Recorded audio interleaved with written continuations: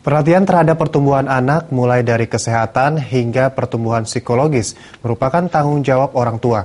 Kepala Badan Keluarga Berencana dan Keluarga Sejahtera Kabupaten Badung, Niputu Rianingsih mengingatkan orang tua agar tidak melupakan tanggung jawab tersebut.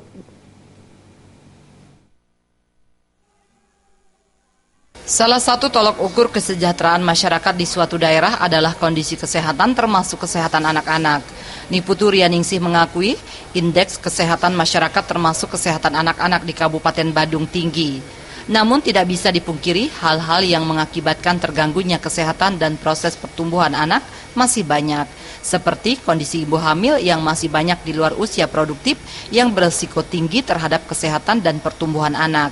Sedangkan dari sisi pertumbuhan psikologi anak, tidak bisa dipungkiri anak-anak mudah terkena pengaruh negatif.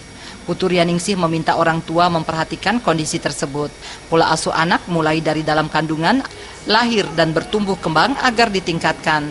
Selain itu, orang tua diminta menanamkan nilai positif kepada anak sejak kecil, sehingga 10 hingga 15 tahun kemudian mereka bisa tumbuh menjadi generasi yang baik dan berkarakter.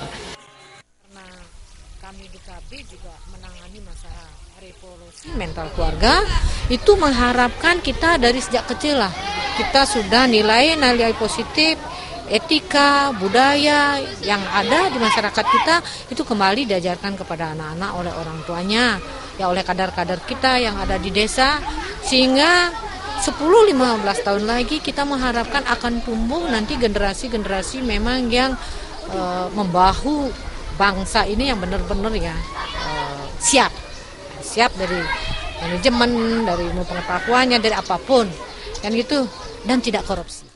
Selain orang tua, keluarga terdekat, masyarakat dan guru juga harus bersinergi memperhatikan pertumbuhan anak. Gargita dan Rian, Bali TV.